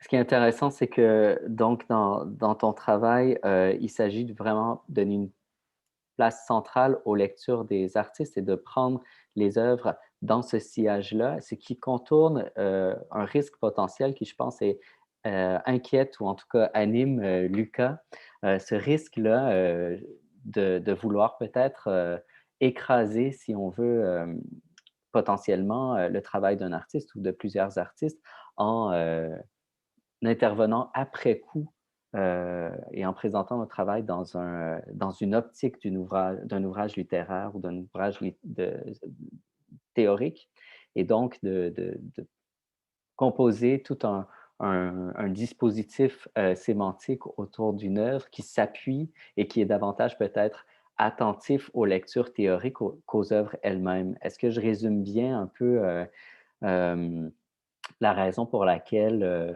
dans une discussion qu'on a eue avant, Lucas, tu me semblais un peu réfractaire à mettre cette question-là de la lecture au centre de la pratique curatoriale? Enfin, je pense que c'est une forme de contradiction qui est au cœur du fait de faire une exposition, c'est-à-dire qu'on se nourrit, et moi le premier, de textes théoriques pour construire nos propositions, affiner nos positionnements, et en même temps, on a, je pense, un moment très, très difficile où on doit apprendre à justement se distancier de ces textes pour ne pas, et c'est un effort pour moi extrêmement compliqué, d'arriver à justement faire en sorte qu'on ne se serve pas par exemple des artistes pour illustrer simplement un propos qu'on voudrait mettre en avant, ou illustrer un propos tiré de tel ou tel livre, et où finalement je me suis rendu compte que autant les lectures, y compris les lectures dont j'ai pu parler dans la présentation, étaient absolument cruciales pour moi, pour organiser, articuler ce que sera l'exposition, autant c'était aussi ma responsabilité d'être dans une forme de retenue quand il s'agit, je ne sais pas, de les balancer, si je peux me permettre, aux artistes. Je pense que c'est particulièrement important dans des contextes de commandes, par exemple, où voilà, s'il y a une nouvelle production, de ne pas demander je veux dire, personne ne le ferait aussi directement, mais de ne pas en revenir à, en gros, demander à un artiste d'illustrer un point théorique d'un livre. C'est ça, peut-être, que j'évoquais dans notre conversation, dans le fait de savoir se retenir par rapport à voilà, des logiques plus d'illustration, et ce, alors que toute la recherche, toute l'exposition est fondée sur les lectures. Donc c'est peut-être je ne sais pas si c'est une contradiction, un mouvement dialectique, mais Ouais, très certainement une question d'équilibre, je pense. C'est un point que j'avais aussi en tête, que je voulais discuter avec vous, la relation dans la pratique curatoriale entre le curateur et les artistes quand les livres se trouvent donc au cœur de cette relation.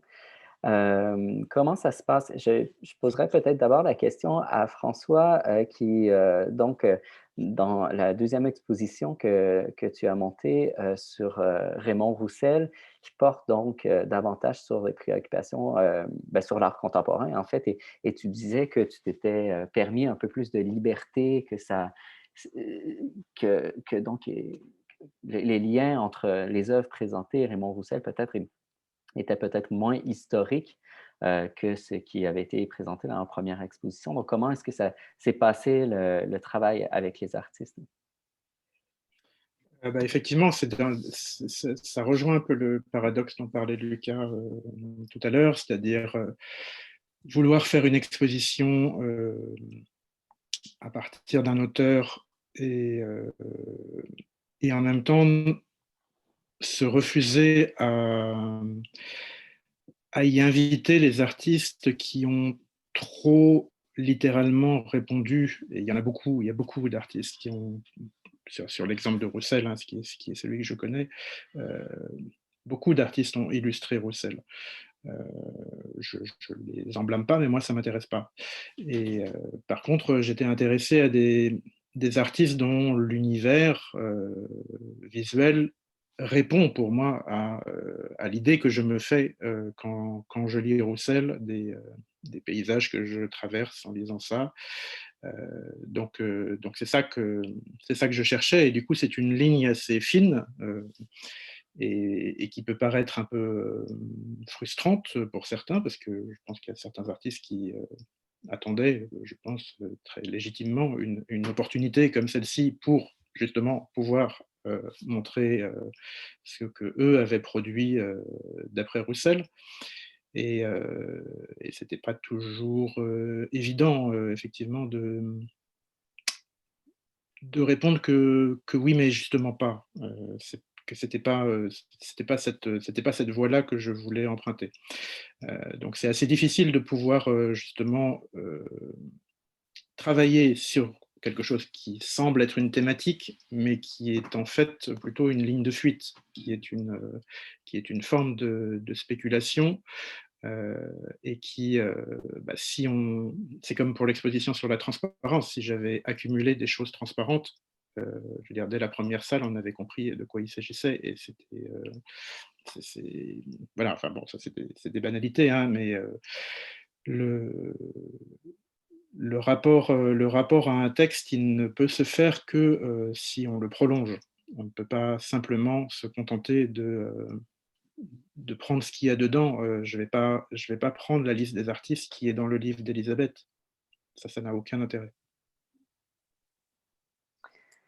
Je retournerai peut-être à Léa. Il me semble que tu as réalisé, dans le cadre de la résidence, un retour critique auprès des artistes de la trilogie La traversée des inquiétudes.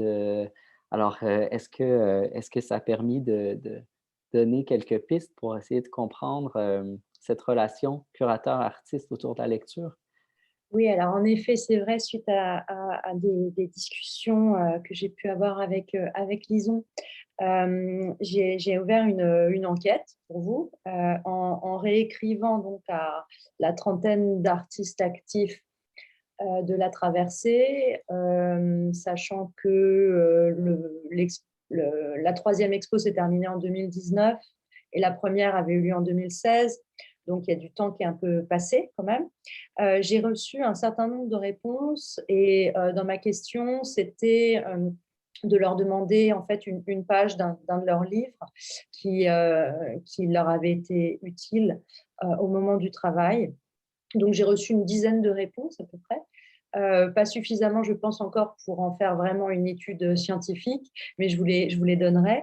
Mais c'était des choses finalement que je savais déjà, je pense, pour la plupart, pour avoir eu avec chacune des artistes un dialogue relativement privilégié et amical pendant tout le temps du travail. Et donc, pour parler d'illustration, c'est sûr que c'est certainement pas ce qui a été en jeu, pour reprendre ce qui vient d'être dit, et plutôt que finalement cette lecture artiste qui passerait peut-être par une étude des livres qu'on irait chercher dans les bibliothèques pour voir où est-ce qu'ils ont été soulignés, nous dirait quelque chose de ce qu'est l'exposition en tant que machine à penser, machine à réfléchir.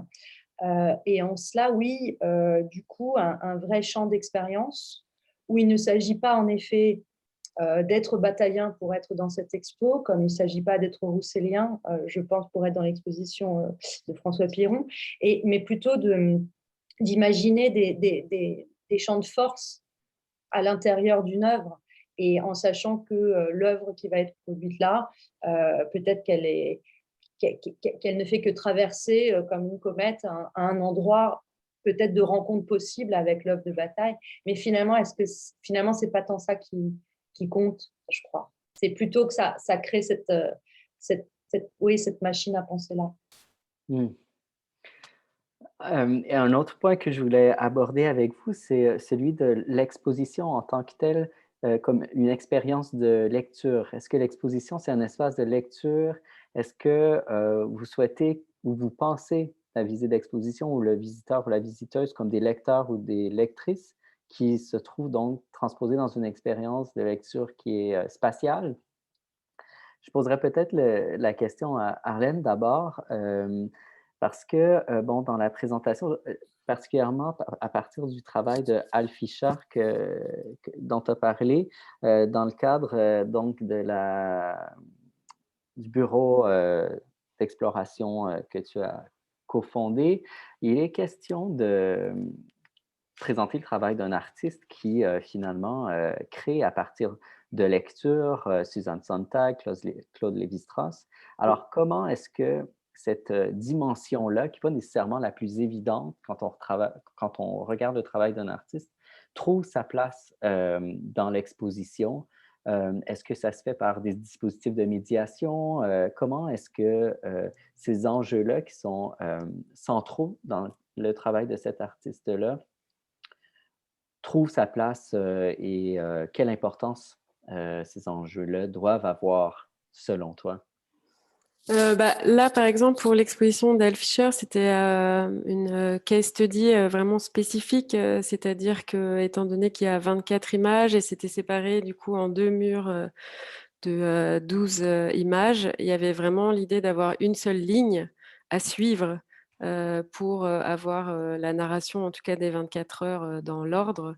Et donc, l'expérience performative de la prise de vue photographique avec le même point de vue à chaque fois et une image par heure était à expérimenter par le public.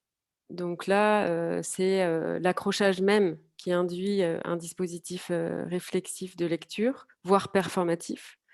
Après, une exposition s'accompagne la plupart du temps, mais pas toujours et pas nécessairement, par un texte qui est aussi une œuvre en soi, je pense, enfin qui a un espace en tout cas en soi, avant, pendant ou après.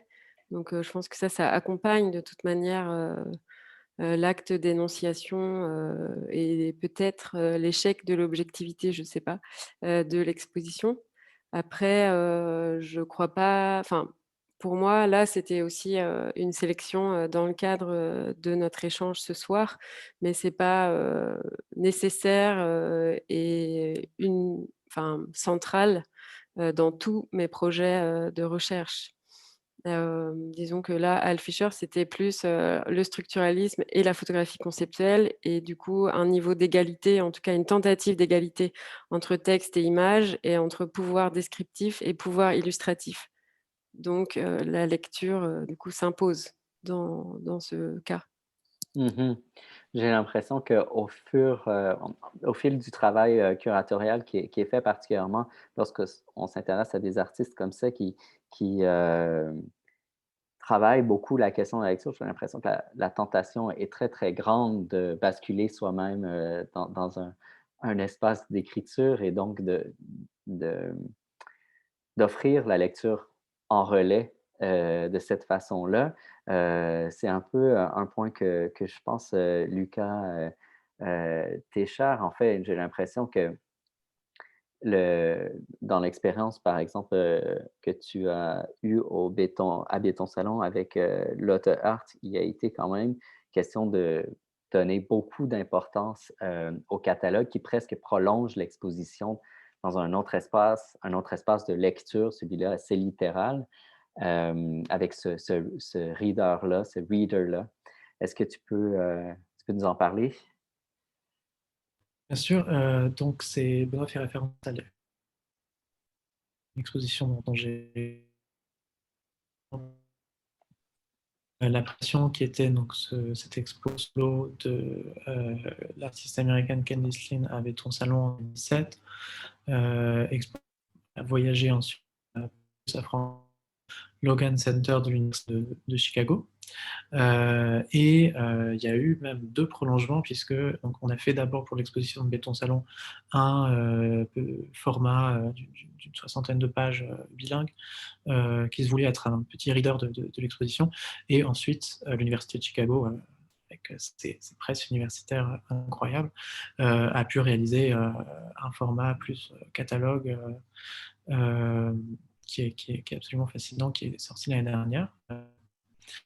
Mais ça correspond encore une fois à une continuité de la pratique de l'artiste, qui est vraiment une artiste qui a très profondément, très directement une pratique de recherche et à l'intention qui était celle de l'institution, qui était d'impliquer une chercheuse, Lotte Arndt, non pas en tant que je ne sais pas, consultante extérieure, je ne sais pas quel terme on pourrait chercher, mais vraiment en tant que co-commissaire au cœur du processus de l'exposition. Et ça, je pense que ça a vraiment déterminé cette relation à l'écriture et à la production de contenu ensuite, parce que la partie voilà, recherche et production n'était pas séparée du processus de l'exposition, ni du processus de l'artiste. Donc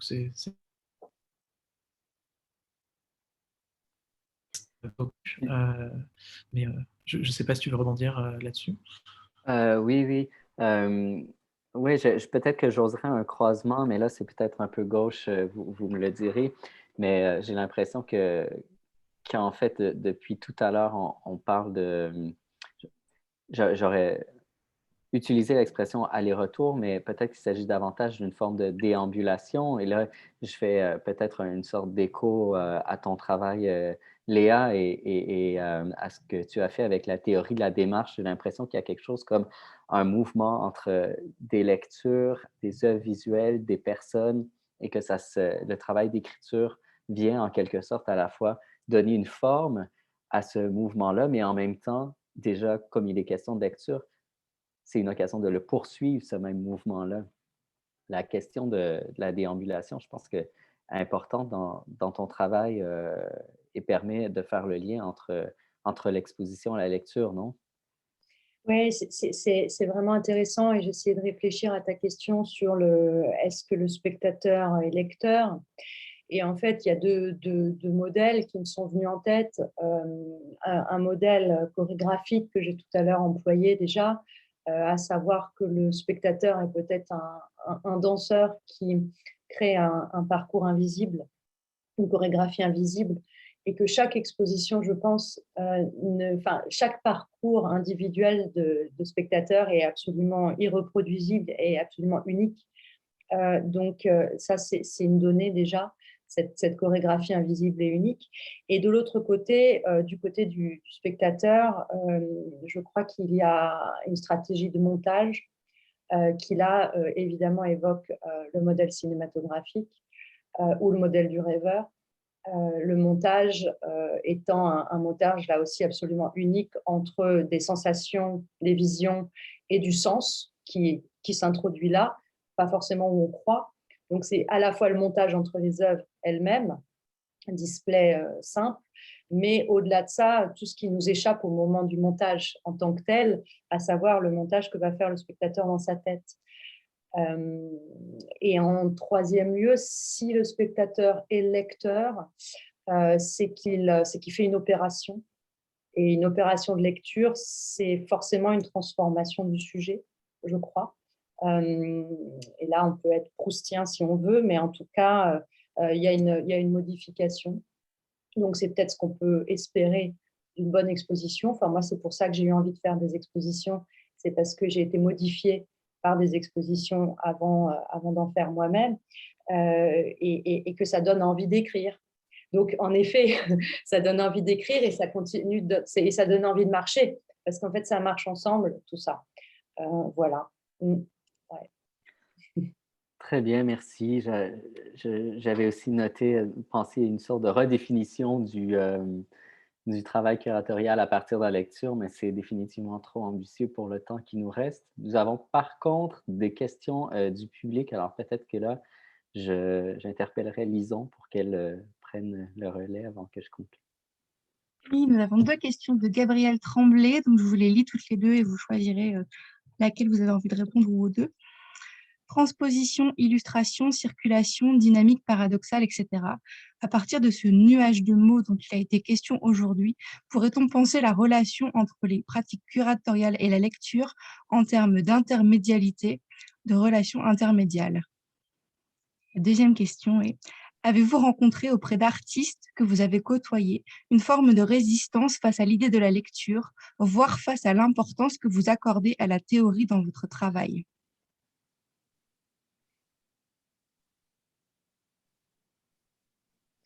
Les artistes, il faut d'abord qu'ils fassent leur travail aussi. Enfin, donc, chacun fait son travail et on ne demande pas aux artistes d'être des lecteurs, en fait. Et peut-être que les commissaires sont davantage des lecteurs, peut-être pas. Chacun. Je crois qu'il ne faut pas crisper ces notions-là et en faire des choses inaccessibles, d'un savoir absolu dans une bibliothèque monde. Chacun va croiser des choses. Enfin, je pense que c'est une lecture aussi au sens le plus large qu'il faut peut-être réfléchir, enfin, même lire un paysage. Enfin, voilà, c'est pas forcément lire une encyclopédie, je crois. Bon. Je ne sais pas si je réponds à la question. Et sur la question de l'intermédialité, peut-être, Arlène, ta présentation était celle qui abordait plus directement ces enjeux. Oui, moi,